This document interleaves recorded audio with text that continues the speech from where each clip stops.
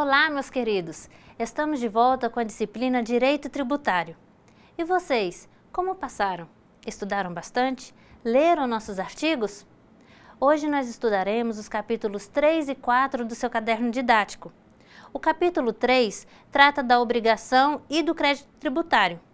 Nele, iremos identificar a obrigação e o crédito tributário e também reconhecer as suas peculiaridades e características. Iniciaremos com a obrigação tributária. Nós iremos estudar o conceito, a classificação e os elementos constitutivos da obrigação tributária. A obrigação tributária é um vínculo jurídico oriundo da realização de ato ou fato previsto em lei como ensejador da incidência do tributo, em virtude do qual surge para o sujeito passivo o dever de realizar uma prestação em favor do Estado nas condições definidas em lei. Nesta hora, um olha para a cara do outro e diz: "Não entendi nada." Pessoal, calma, é simples. Vamos ao esquema que eu montei e vocês vão entender melhor. Primeiramente, nós temos que ter uma lei. Lembram-se de que é somente ela que institui o tributo e especifica as hipóteses de incidência do mesmo. Em seguida, nós teremos um sujeito chamado sujeito passivo, realizando o fato gerador do tributo. Como consequência, surgirá então a obrigação tributária a ser prestada por esse sujeito passivo. É só para aproveitarmos o raciocínio. Eu falei aqui em sujeito passivo, que é aquele que deve realizar uma prestação, seja ela de dar, fazer, não fazer ou deixar que se faça. Mas quem é o sujeito ativo? Quem respondeu o Estado acertou. Parabéns! Vamos ler agora o artigo 113 do CTN. Ele fala o seguinte: a obrigação tributária é principal ou acessória. A obrigação principal surge com a ocorrência do fato gerador, tem por objeto o pagamento de tributo ou penalidade pecuniária e extingue-se juntamente com o crédito dela decorrente.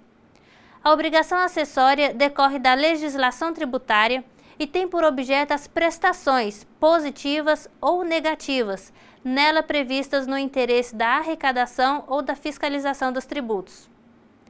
A obrigação acessória, pelo simples fato da sua inobservância, converte-se em obrigação principal relativamente à penalidade pecuniária. Percebam que, se a obrigação surge em virtude de um fato gerador, ela é principal. Se surge em decorrência da lei, ela é acessória. Uma outra diferença também está no objeto da obrigação. Então, quando a obrigação é principal, ou seja, pagamento de pecúnia, trata-se de uma obrigação de dar. Por outro lado, na obrigação acessória, o sujeito passivo deve fazer, não fazer ou deixar que se faça alguma coisa do interesse da arrecadação ou fiscalização dos tributos. O objeto aqui, portanto, é a prestação positiva ou negativa. A obrigação tributária é formada obrigatoriamente por alguns elementos, que são a hipótese de incidência, o fato gerador, os sujeitos ativo e passivo e o objeto. Então, toda obrigação tributária deve ter esses elementos. E se não tiver? Então não é obrigação.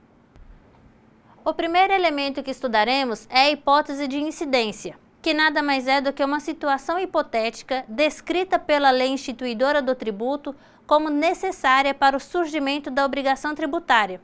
É bem simples mesmo o conceito. Depois nós temos o fato gerador, que é a ocorrência real da situação hipotética prevista na lei tributária. Leiam os artigos 114 e 115 do CTN. O sujeito da obrigação é a pessoa jurídica de direito público. Esta pessoa é também titular da competência para exigir o seu cumprimento. De acordo com o artigo 121 e 122 do CTN, o sujeito passivo é a pessoa obrigada ao pagamento de tributo ou penalidade pecuniária, quando falamos em obrigação principal.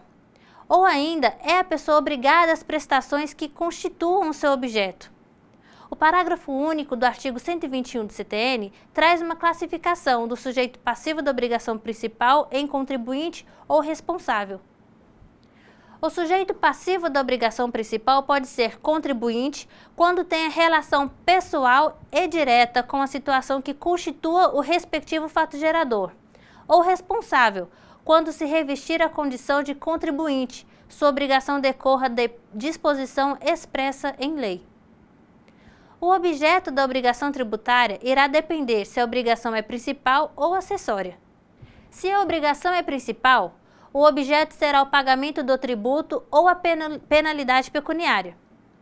Por outro lado, se a obrigação é acessória, o objeto será a prestação positiva ou negativa instituída no interesse da arrecadação ou fiscalização dos tributos. Pessoal, finalizamos o tópico obrigação tributária. Não é tranquilo? Super simples, e como algumas coisas são bastante repetitivas, a gente acaba memorizando sem nem mesmo perceber. Vamos agora para o crédito tributário. Iremos estudar as noções gerais, conceito e lançamento tributário. Vamos recapitular. O sujeito passivo realizou um determinado ato que culminou na ocorrência do fato gerador. Conforme acabamos de estudar, se ocorreu o fato gerador, nós teremos então uma obrigação tributária. Entretanto, esta obrigação por si só não pode ser cobrada, ser exigida pelo sujeito ativo. Ou seja, a obrigação tributária está lá, ela existe, mas ainda não é exigível, não pode ser cobrada. É preciso a ocorrência de uma outra situação, o lançamento tributário. Então, o sujeito ativo faz este lançamento e, como resultado, teremos o chamado crédito tributário. E aquela obrigação que eu não podia exigir, cobrar, agora eu já posso. Vejamos então este esquema. Nós temos a obrigação tributária surgida a partir da ocorrência do fato gerador e, portanto, não exigível. Em seguida, o sujeito ativo faz o lançamento tributário, fazendo surgir o crédito tributário. E, por fim, a obrigação tributária passa a ser exigível. Podemos definir, então, o crédito tributário como direito subjetivo de que é portador o sujeito ativo de uma obrigação tributária e que lhe permite exigir o objeto prestacional, representado por uma importância em dinheiro. Ou, em outras palavras, crédito tributário é o direito que tem o sujeito ativo de exigir que o sujeito passivo pague a obrigação tributária. Estudaremos agora o lançamento tributário, cujo conceito está expresso no caput do artigo 142 do CTN. Compete privativamente à autoridade administrativa constituir o crédito tributário pelo lançamento. Assim entendido, o procedimento administrativo tendente a verificar a ocorrência do fato gerador da obrigação correspondente, determinar a matéria tributária, calcular o montante do tributo devido, identificar o sujeito passivo e, sendo o caso, propor a aplicação da penalidade cabível. O lançamento, portanto, verifica a ocorrência do fato gerador, identifica os sujeitos da relação jurídica tributária e também define o valor do tributo. O parágrafo único do artigo 142 diz o seguinte: a atividade administrativa de lançamento é vinculada e obrigatória, sob pena de responsabilidade funcional. Então, se ocorreu o fato gerador, a autoridade administrativa é obrigada a fazer o lançamento do tributo, e se não fizer, será punida em razão de não cumprir com a responsabilidade funcional devida. O CTN traz para nós 3 modalidades de lançamento tributário: o lançamento por declaração, disposto no artigo 147, o lançamento de ofício, que está disposto no artigo 149, e o lançamento por homologação, exposto no artigo 150. Esta classificação se dá conforme o grau de participação do sujeito passivo durante o lançamento. O lançamento por declaração é efetuado com base na declaração do sujeito passivo ou de terceiro, quando um ou outro, na forma da legislação tributária, presta à autoridade administrativa informações sobre matéria de fato indispensáveis à sua efetivação. Então, há uma ação conjunta entre os 2 sujeitos da relação. O sujeito passivo ou um terceiro fornece as informações indispensáveis para a efetivação do lançamento. e o sujeito ativo efetua o lançamento. Na declaração por ofício, aquelas informações indispensáveis para a efetivação do lançamento já estão com o fisco, não havendo necessidade, portanto, da participação do sujeito passivo para que ela ocorra. Essa declaração está disposta no artigo 149 do CTN, que traz as hipóteses nas quais o lançamento se faz por ofício. Quem tiver interesse em aprofundar, dá uma lidinha no artigo. Ele é muito extenso e, por enquanto, o que precisamos saber é apenas o conceito desta modalidade de lançamento. Tudo bem? Então, nós vimos que o lançamento por declaração, as duas partes da relação jurídica contribuem para o lançamento. Na declaração por ofício, apenas o sujeito ativo quem lança. Veremos agora uma terceira modalidade, na qual quem faz os cálculos e o lançamento do crédito é o próprio sujeito passivo, que, obviamente, também será responsável por recolher, junto à instituição financeira, o valor devido. O sujeito ativo aqui terá como responsabilidade apenas fiscalizar os atos do sujeito passivo, homologando-a quando regular. Vamos fazer uma leitura do caput do artigo 150? O lançamento por homologação, que ocorre quanto aos tributos cuja legislação atribua ao sujeito passivo o dever de antecipar o pagamento sem prévio exame da autoridade administrativa, opera-se pelo ato em que a referida autoridade, tomando conhecimento da atividade assim exercida pelo obrigado, expressamente a homologa. Encerramos a primeira parte da nossa aula e vamos tratar agora da suspensão, extinção e exclusão do crédito tributário. Neste capítulo, iremos estudar as situações que levam à suspensão, extinção ou à exclusão do crédito. Os artigos que tratam do assunto vão do 151 até o 182 do CTN. Lembram que nós estudamos que para que o crédito tributário possa ser cobrado, é necessário que ocorra primeiramente o lançamento? Então, apesar disso, há algumas situações que levam à suspensão da exigibilidade do crédito.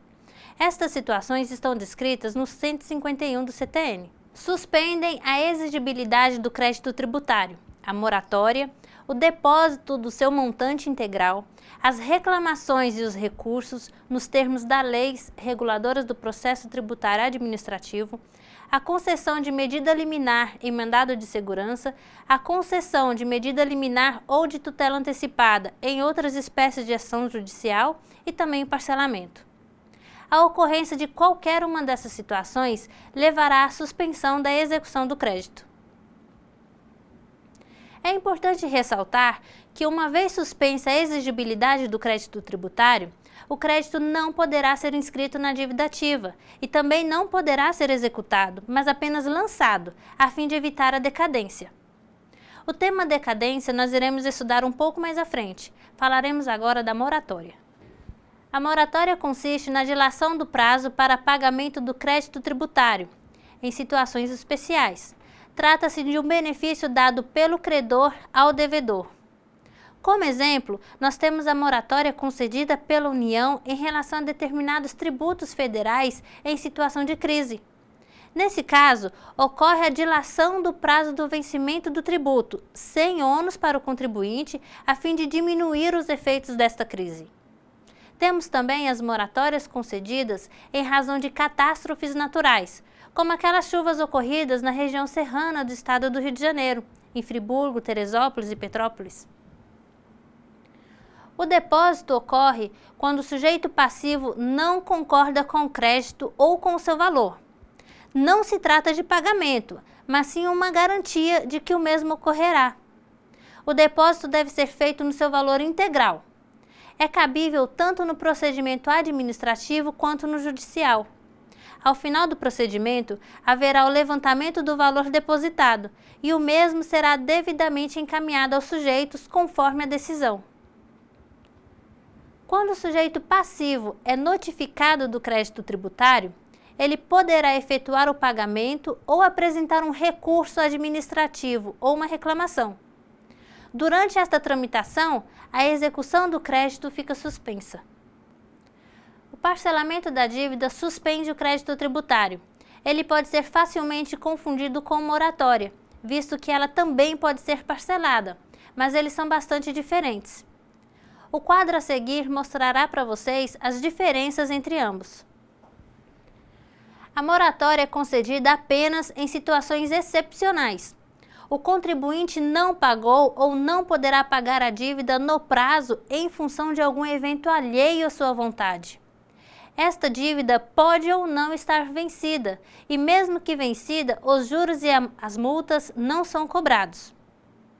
Já o parcelamento é concedido de maneira corriqueira, para qualquer situação, a fim de facilitar o recolhimento do tributo pelo contribuinte. Nestes casos, o contribuinte não pagou porque esqueceu, por falta de recursos ou simplesmente porque ele não quis. E diferente do que ocorre na moratória, os juros e as multas, quando devidos, são cobrados. Além disso, são cobrados também os juros legais, que são aqueles relativos ao período do parcelamento. Eu trouxe para vocês uma decisão do Superior Tribunal de Justiça, o STJ, que fala o seguinte: o parcelamento do débito tributário é admitido como uma dilatação do prazo de pagamento de dívida vencida. Não quer isto significar que seja uma moratória, que prorroga ou adia o vencimento da dívida. No parcelamento incluem-se os encargos, enquanto na moratória não se cuida deles, exatamente porque não ocorre o vencimento. Falamos da suspensão do crédito tributário, falaremos agora da extinção, cujos casos estão descritos no artigo 156 do CTN. Extingue-se o crédito tributário, o pagamento, a compensação, a transação, a remissão, a prescrição e a decadência, a conversão de depósito em renda, o pagamento antecipado e a homologação do lançamento nos termos do disposto no artigo 150 e seus parágrafos 1º e 4º. A consignação em pagamento nos termos do disposto no parágrafo 2º do artigo 164, a decisão administrativa irreformável, assim entendida a definitiva na órbita administrativa, que não mais possa ser objeto de ação anulatória, a decisão judicial passada em julgado e a dação em pagamento em bens imóveis, na forma e condições estabelecidas em lei. São, portanto, 11 situações que levam à extinção do crédito tributário. A principal delas é o pagamento, que nada mais é do que a entrega da quantia devida ao sujeito ativo, na pessoa do sujeito passivo ou em nome dela. Dispõe o artigo 159 do CTN: quando a legislação tributária não dispuser a respeito, o pagamento é efetuado na repartição competente do domicílio do sujeito passivo. Então, se não houver nada na lei sobre o local do pagamento, o mesmo deverá ser feito no domicílio do sujeito passivo. Além disso, o artigo seguinte afirma que se a lei tributária não determinar o prazo do pagamento do crédito, ele deve ser feito em até 30 dias após a notificação do sujeito passivo do lançamento. Ou seja, uma vez notificada da existência de um crédito tributário, o sujeito passivo terá 30 dias para efetuar o pagamento. Uma outra modalidade de extinção do crédito tributário é a compensação, que se dá quando duas partes são credoras e devedoras ao mesmo tempo. Entretanto, ela só pode ocorrer nos casos descritos na lei, como se observa o caput do artigo 170 do CTN, que fala o seguinte: a lei pode, nas condições e sob as garantias que estipular, ou cuja estipulação em cada caso atribuir à autoridade administrativa, autorizar a compensação de créditos tributários, com créditos líquidos e certos, vencidos ou vincendos, do sujeito passivo contra a fazenda pública. A terceira modalidade de extinção é a transação, que nada mais é do que um acordo celebrado entre as partes, mediante concessões mútuas, que colocam fim ao litígio. O caput do artigo 171 do CTN dispõe sobre a transação. A lei pode facultar, nas condições que estabeleça, aos sujeitos ativo e passivo da obrigação tributária, celebrar transação, que mediante concessões mútuas importem determinação de litígio e consequente extinção do crédito tributário. A quarta modalidade é a remissão. Remir é perdoar. Aqui no direito tributário, remir é perdoar a dívida de maneira total ou parcial. O artigo 172 do CTN dispõe que a lei pode autorizar a autoridade administrativa a conceder, por despacho fundamentado, remissão total ou parcial do crédito tributário, atendendo à situação econômica do sujeito passivo, ao erro ou ignorância excusáveis do sujeito passivo quanto à matéria de fato, a diminuta importância do crédito tributário, a considerações de equidade em relação com as características pessoais ou materiais do caso e a condições peculiares a determinada região do território da entidade tributante. Falaremos agora da prescrição e decadência, que são punições sofridas por aquele que deixou de praticar determinado ato em tempo hábil. Pessoal, os direitos devem ser exercidos dentro do prazo que a lei estabelece, sob pena de serem extintos ou perderem a proteção jurídica que lhes é assegurada. Aqui no direito tributário, a prescrição é a perda do direito que o sujeito ativo possui de cobrar o crédito tributário, ou seja, de ingressar com uma ação de execução. Já a decadência ocorre quando o fisco não promove o lançamento do crédito no prazo estabelecido. O artigo 174 dispõe sobre a prescrição. A ação para a cobrança do crédito tributário prescreve em 5 anos, contados da data da sua constituição definitiva. A prescrição é, portanto, a perda do direito que o sujeito ativo possui de cobrar o crédito por via judicial. Os prazos decadenciais estão dispostos nos artigos 150, parágrafo 4º e também no 173 do CTN, e serão sempre de 5 anos. O artigo 150 fala do tributo cujo lançamento se faz por homologação. O lançamento por homologação, que ocorre quanto aos tributos cuja legislação atribua ao sujeito passivo o dever de antecipar o pagamento sem prévio exame da autoridade administrativa, opera-se pelo ato em que a referida autoridade, tomando conhecimento da atividade assim exercida pelo obrigado, expressamente a homologa. Se a lei não fixar prazo, a homologação será de 5 anos, a contar da ocorrência do fato gerador. Expirado esse prazo, sem que a Fazenda Pública se tenha pronunciado, considera-se homologado o lançamento e definitivamente extinto o crédito, salvo se comprovada a ocorrência de dolo, fraude ou simulação. Portanto, no lançamento por homologação, onde o contribuinte apura o valor, declara e paga, posteriormente o fisco, com o seu dever de fiscalizar, se ele verificar que está tudo certo, ele terá um prazo de 5 anos para homologar. Mas se houver algum erro, terá esse mesmo prazo para, através do lançamento de ofício, lançar essas eventuais diferenças, sob pena de decadência. Vejamos agora o que diz o artigo 173 do CTN. O direito da Fazenda Pública constituir o crédito tributário extingue-se após 5 anos contados do primeiro dia do exercício seguinte àquele em que o lançamento poderia ter sido efetuado, ou da data em que se tornar definitiva a decisão que houver anulado, por vício formal, o lançamento anteriormente efetuado. O artigo 173 trata, portanto, do marco inicial em que o prazo decadencial começa a ser computado, quando o lançamento se dá por ofício ou por declaração. Assim, o prazo decadencial inicia-se a partir do primeiro dia do exercício seguinte àquele em que o lançamento poderia ter sido efetuado. Entretanto, caso o lançamento seja, por algum motivo, anulado, o prazo se inicia a partir da data da decisão que anulou o lançamento. Eu tenho uma dica para vocês. Para ter direito de ação, o crédito precisa estar lançado. Portanto, se eu lancei, já não se fala mais em decadência. Mas o crédito poderá ainda sofrer prescrição. A dica é, portanto, a seguinte. Para saber se a questão fala de decadência ou prescrição, faça a seguinte pergunta. Houve lançamento? O crédito tributário foi lançado? Se sim, não houve decadência, mas será necessário verificar a prescrição. Caso contrário, se o crédito não foi lançado, é preciso verificar se houve ou não a decadência. Uma outra forma de extinção do crédito tributário é a conversão do depósito em renda. Numa execução judicial, o sujeito passivo faz um depósito judicial no valor da dívida.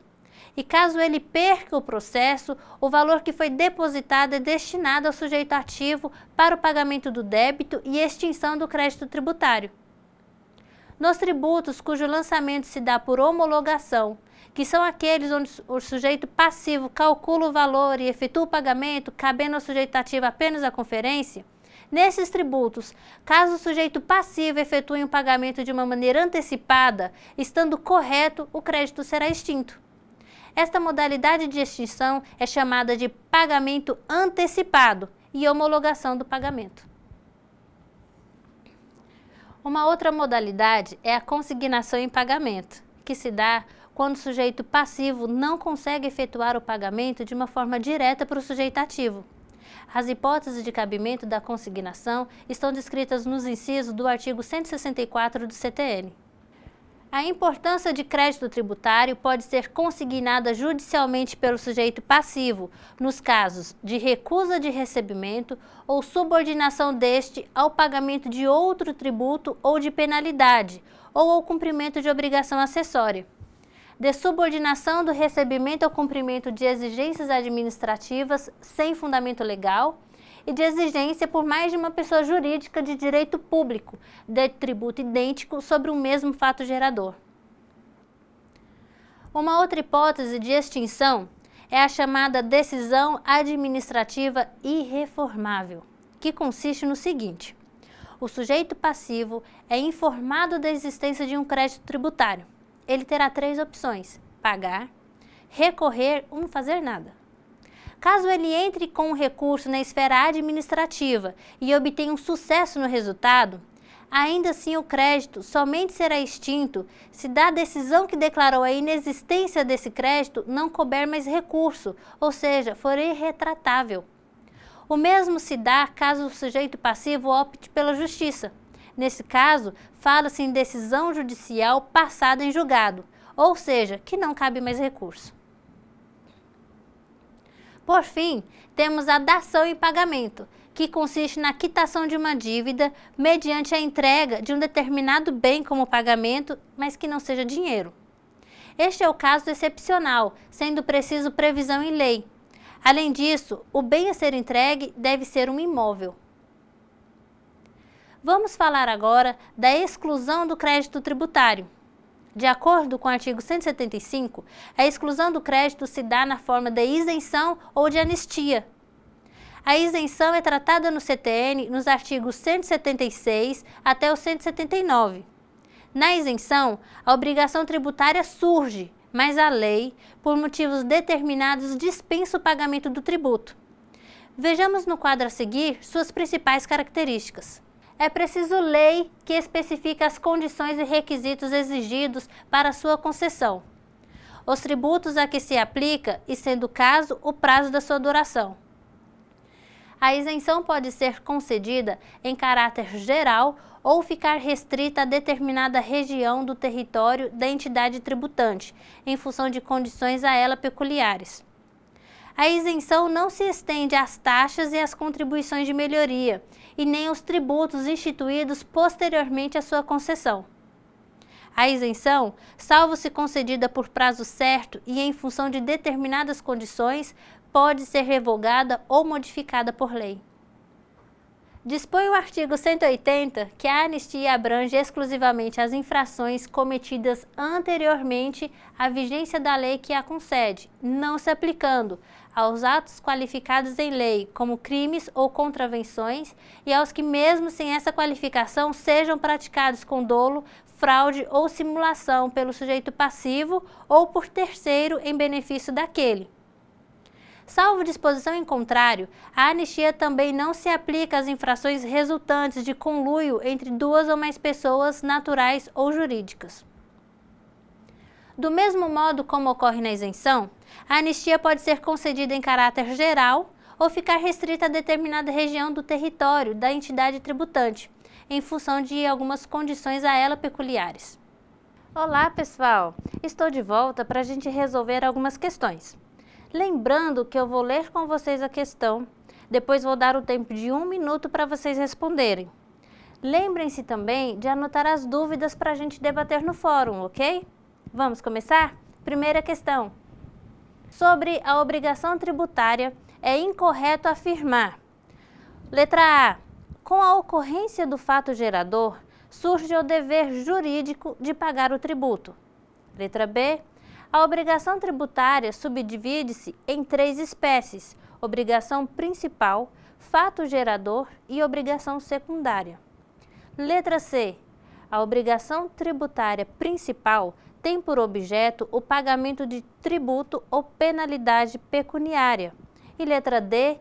A obrigação tributária principal extingue-se juntamente com o crédito dela recorrente. 1 minutinho.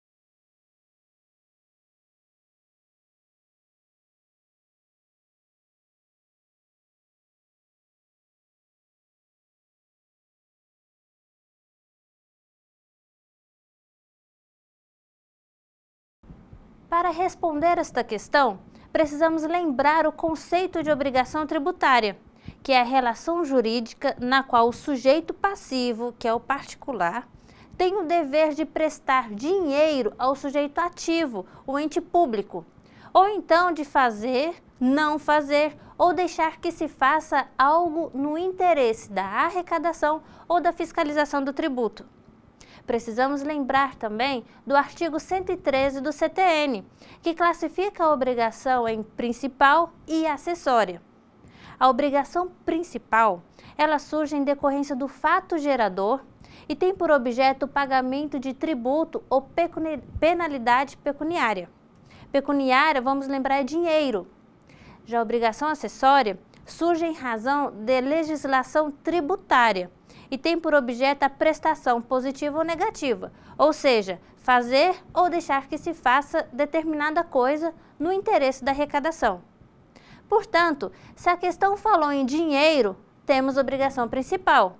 Mas se falou em fazer ou não fazer, aí então vai ser uma questão de obrigação secundária. Uma observação importante também em relação a este artigo é que a obrigação principal ela extingue-se com o pagamento do crédito. Já a acessória, caso ela seja descumprida, ela converte-se em principal. Então, aquela obrigação positiva ou negativa passa a ser pecuniária. Vamos voltar à questão? Sobre a obrigação tributária, é incorreto afirmar, letra A, com a ocorrência do fato gerador, surge o dever jurídico de pagar o tributo. Exatamente isso. Se surgir o fato gerador, nós teremos então o dever de pagar o tributo. Letra B. A obrigação tributária subdivide-se em 3 espécies: obrigação principal, fato gerador e obrigação secundária. Pessoal, são quantas as espécies de obrigação tributária? Olha o artigo 113 do CTN, são 2 apenas: a obrigação principal e a secundária. Fato gerador, não. Letra C. A obrigação tributária principal tem por objeto o pagamento de tributo ou penalidade pecuniária. Correto também. A obrigação principal está relacionada com a penalidade pecuniária, dinheiro. A obrigação principal extingue-se juntamente com o crédito dela recorrente. correto também. Quando o sujeito passivo efetua o pagamento, temos a extinção do crédito tributário. Nós vamos marcar então a letra B. Próxima questão, questão 2. Sobre os elementos constitutivos do crédito tributário, é incorreto afirmar. Letra A. A obrigação tributária é formada por uma obrigação principal e outra secundária. Letra B. A hipótese de incidência consiste numa situação hipotética na qual, uma vez concretizada, levará ao surgimento do crédito tributário. Letra C.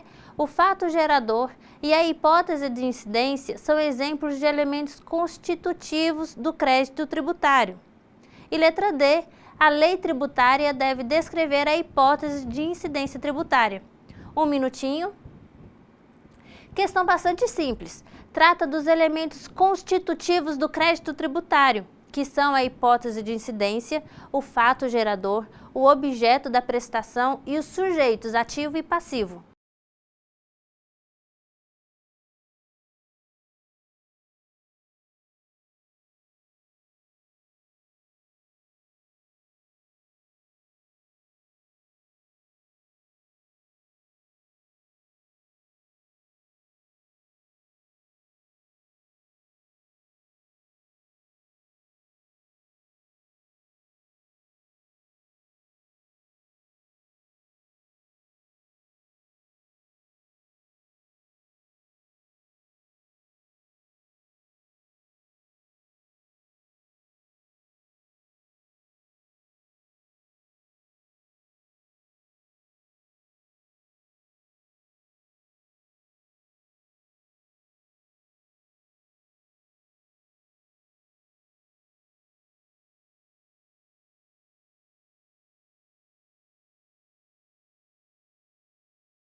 Letra A. A obrigação tributária é formada por uma obrigação principal e outra secundária.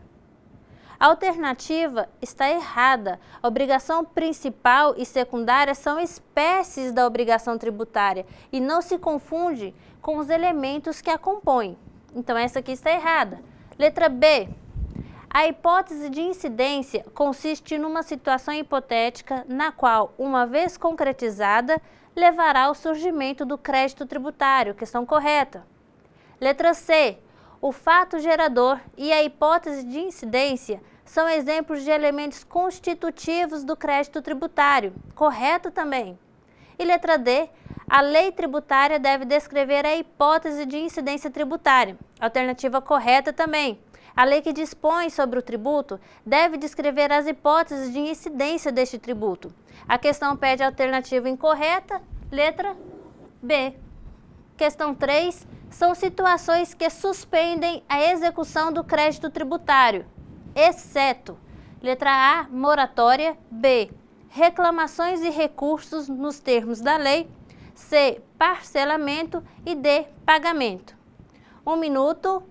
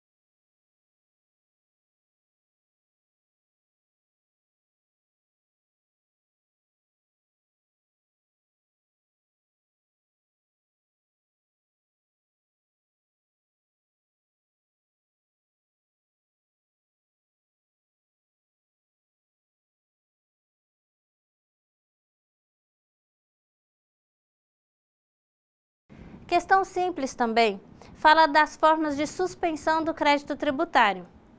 O artigo 151 do CTN elenca as situações que suspendem a execução do crédito tributário: moratória, depósito do valor integral, as reclamações e os recursos nos termos das leis reguladoras do processo tributário administrativo, a concessão de medida liminar em mandado de segurança, a concessão de medida liminar ou de tutela antecipada em outras espécies de ação judicial e temos ainda o parcelamento. Vamos lembrar também algumas hipóteses que levam à extinção do crédito tributário, que estão elencadas no artigo 156 do CTN: pagamento, compensação, transação, remissão, decadência, prescrição, pagamento antecipado e consignação em pagamento. Vamos para a questão? São situações que suspendem a execução do crédito tributário, exceto, qual é a resposta? Alternativa D, o pagamento. O pagamento é a hipótese de extinção do crédito tributário e não de suspensão. Questão 4. Dilação de prazo para pagamento de uma dívida vencida ou não, concedida pelo credor ao devedor. Trata-se do parcelamento, da moratória, do pagamento ou do depósito. Um minutinho.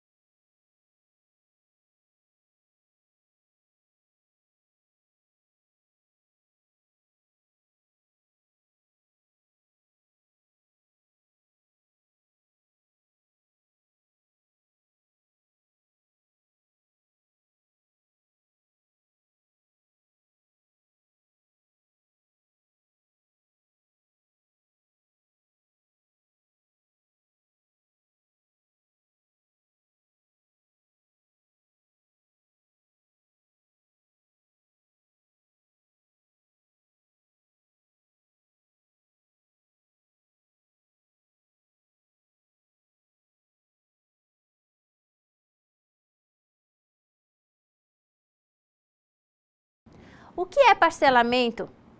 É o pagamento do débito dividido em várias vezes. É importante lembrar que o crédito está vencido e no valor final vão ser acrescidos juros e correção monetária. Na moratória, tem uma dilação do prazo, uma prorrogação da dívida, que pode estar vencida ou não. Esta dilação ela é concedida pelo credor ao devedor. O pagamento é quando o devedor ou alguém em seu nome entrega ao credor o valor do débito. Já o depósito é uma garantia que se dá ao suposto credor de que a obrigação será cumprida, num procedimento onde o suposto devedor discute alguma relação em questão à dívida. Voltando à questão.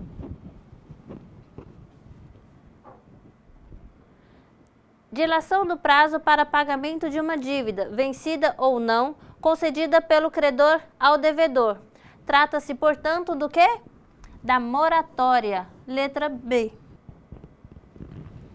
Última questão. Dispensa do pagamento do tributo por motivos estabelecidos em lei. Trata-se da dação em pagamento, consignação em pagamento, decisão judicial passada em julgado e isenção. 1 minuto.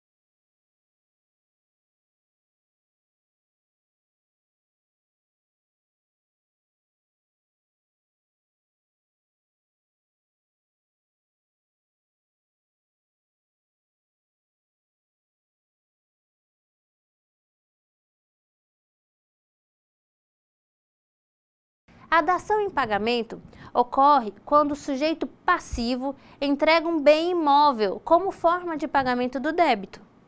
A consignação em pagamento é uma medida judicial que fica à disposição do contribuinte que quer pagar o tributo, mas que por alguma razão, como por exemplo a recusa do recebimento, ele não consegue pagar. A decisão judicial passada em julgado se dá quando o juiz determina a extinção do crédito tributário. É claro que para isso, o sujeito passivo deverá ingressar com uma ação judicial questionando a cobrança. A isenção consiste na dispensa do pagamento do tributo, o que se dá somente mediante lei. Vamos voltar para a questão?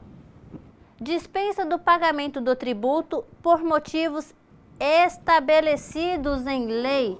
Trata-se de isenção. Letra D. E aí, acertaram tudo? Não se esqueçam de resolver as atividades do seu livro didático. Um abraço e até a próxima aula.